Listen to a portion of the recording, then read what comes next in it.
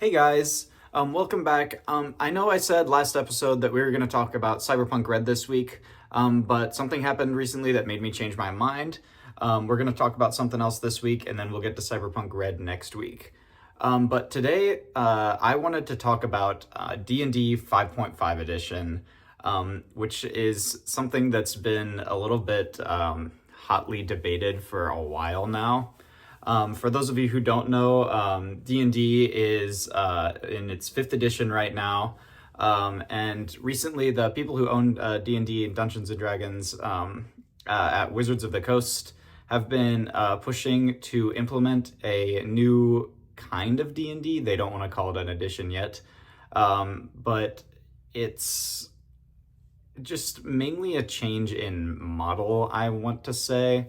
It started out as D&D or OneD&D, which what they really wanted to do with OneD&D was push this online platform for it, and make sure that you can go ahead and with OneD&D you could apply it to 5th edition. There'd never be more editions. It would just be OneD&D, almost making it kind of live service, which is kind of strange to try and do with a thing like D&D, because D&D exists in editions for a reason. It's not like a video game where something's broken so you patch it, no one's ever going to touch it again because they're not allowed.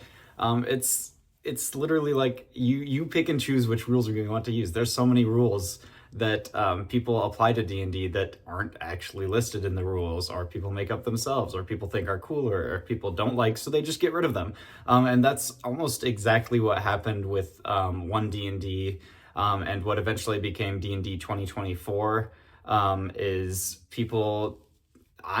most of the people that I know that play D&D didn't end up using 2024. So it kind of became this like strange little edition where if you wanted to mix in the rules, you could. And that's finally why they decided to change it to 5.5 edition, because there was this almost disconnect between the people who wanted to use 2024 and 2014, where Wizards of the Coast decided that, and initially they were going to change their whole platform, D&D Beyond, to 2024. They changed everything so that you could only use 2024 rules. There was a lot of backlash about that, so then they made it just recently so that you can switch between 2024 and 2014. Which is definitely better implemented because I don't know that many people who enjoy the 2024 rules. We'll talk a little bit more about that later. But recently, they've just finally decided to make it that change to 5.5 edition after insisting that it wasn't a new edition at all. And really, it isn't still. It's kind of like there's like an add-on almost. Just some separate rules, but I don't really understand the need for that, as previously we've had optional rules in rule books, supplement books. The biggest one that I can think of is Tasha's Cauldron of Everything. Has plenty of like optional rules for character creation for other parts of the game that didn't need an entire overhaul of everything. And it wasn't even everything, it was just a lot of the classes and stuff, which was just a little strange for them to be pushing. And because of that, I just wonder like what the idea behind 5.5 edition is, which when you look at some of the changes, to me, it feels like it's more beginner friendly, which makes sense because D&D is becoming more and more popular.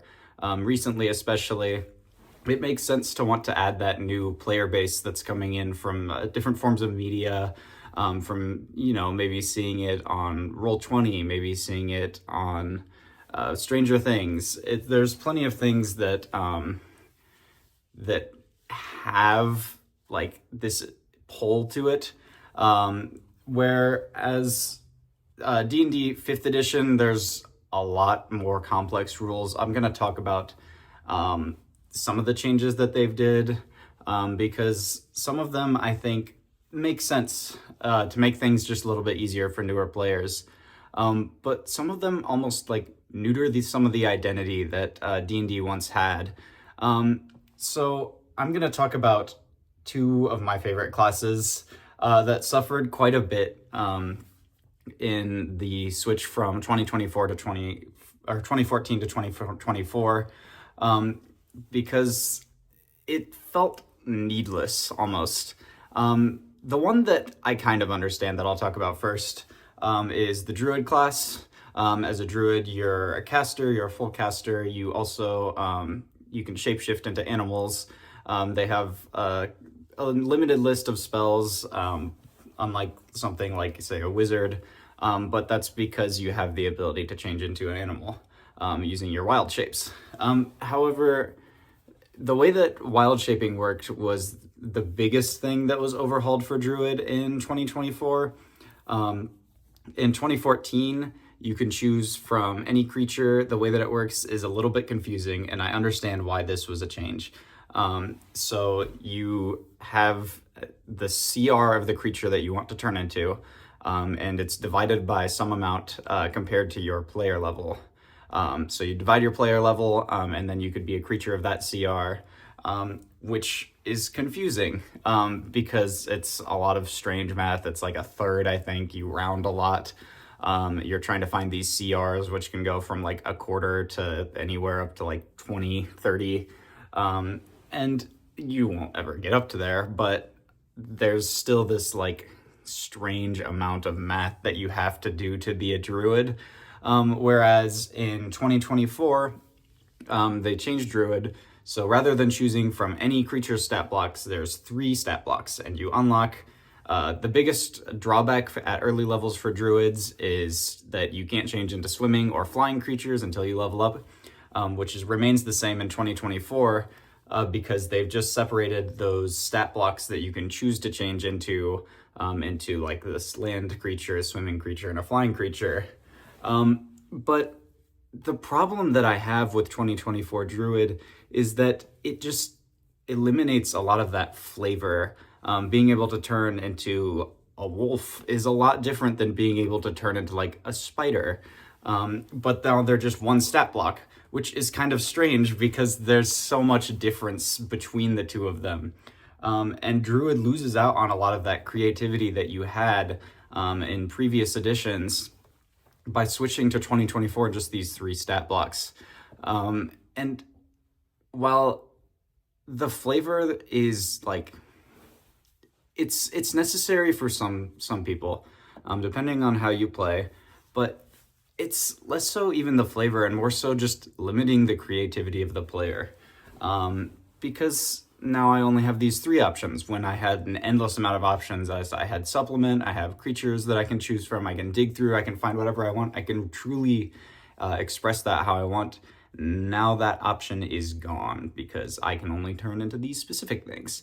And it just feels like a step backwards because as a player, really the main thing that you're learning is the depth of your class. And there's so much of that that's removed whenever you remove a large part of the depth of a class. And then speaking of change in this fantasy of your character, we're going to get to another one of my favorite classes that also took a big hit to that. And that's your paladin. I love playing paladins. Paladins are pretty funny. They fulfill that fantasy of your strong, commanding hero. You have this aura that helps your teammates. You keep your teammates alive. You keep them standing. But another big draw of the fantasy of Paladin in D&D 5th edition is that you just do a lot of damage. You smite people, and you do tons of damage. And in 2024 edition, they removed the ability to smite twice.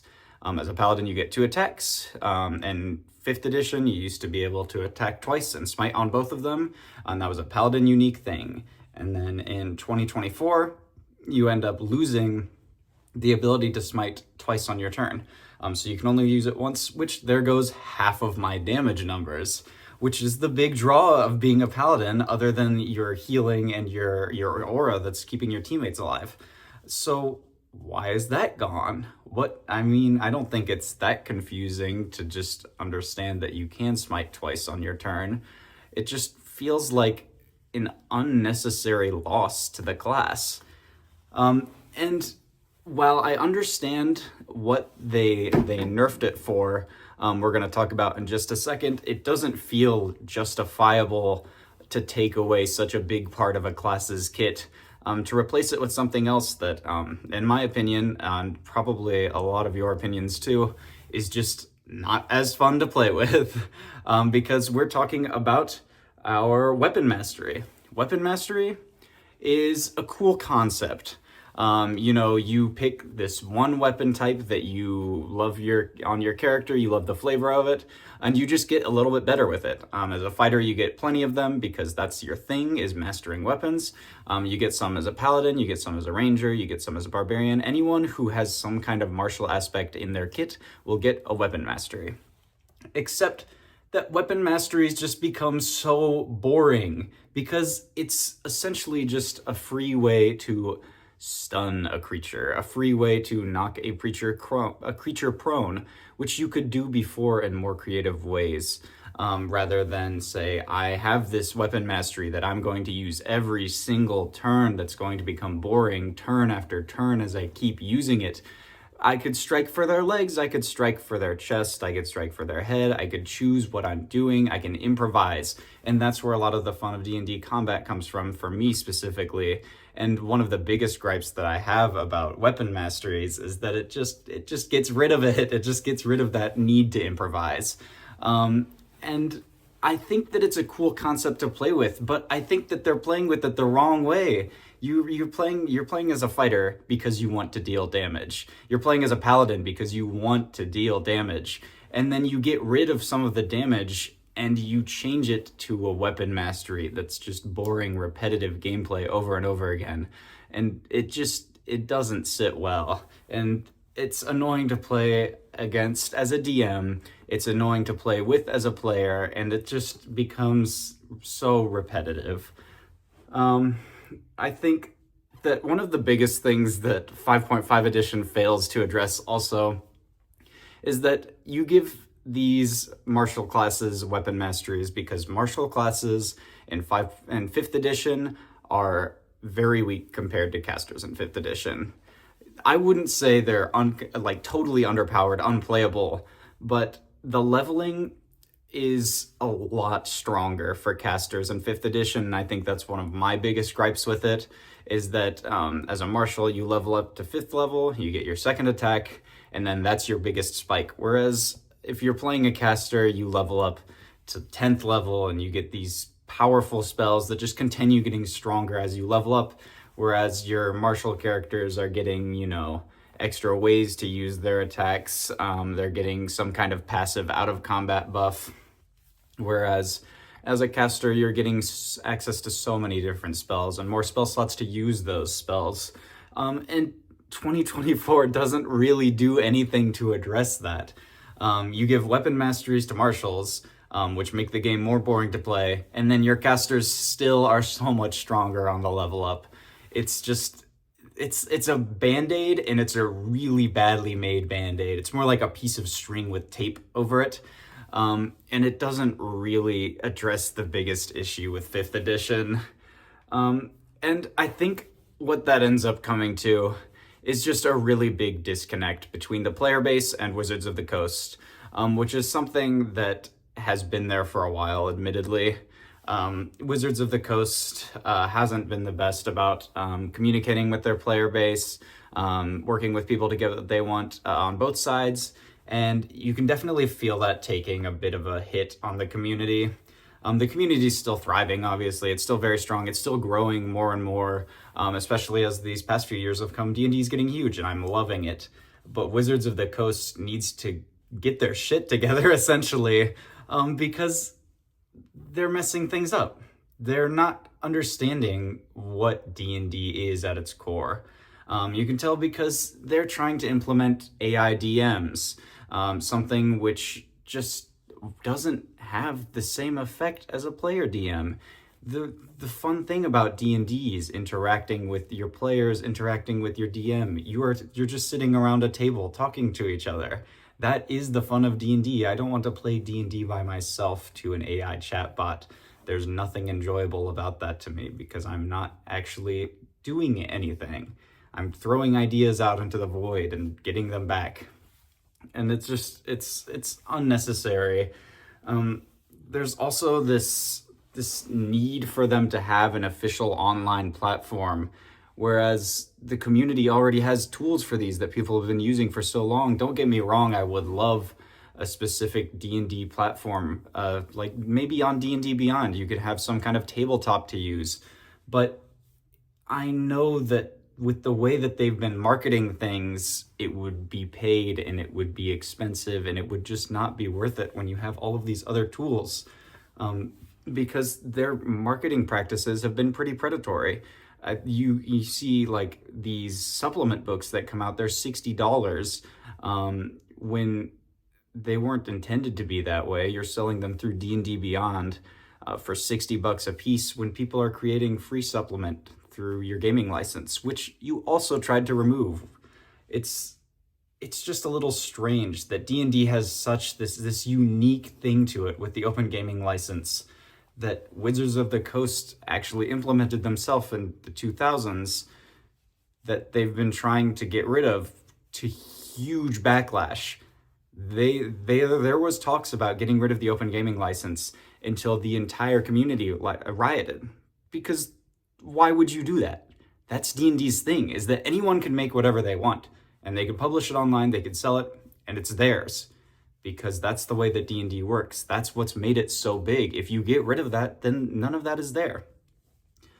It's just strange the way that they're disconnected from everything. And I hope that we can see more improvement from them in the future. I'm not going to stop playing D&D. I love D&D. It's been a very large part of my life for probably 10 years now. And I'm not going to stop playing it, but I am going to stop paying for it and supporting Wizards of the Coast, because there's no need to, especially with what they've shown us about what they think of it, their ideas behind it. It just becomes a little sad to look at. Sorry for doing this whole rant. I just saw the 5.5 edition change, and I wanted to speak my mind on D&D because I think it's important for people to talk about what they think about D&D, because it's this open thing, because it's such a shared community experience. And I think it's important to get out there, your own feelings about it, your own ideas.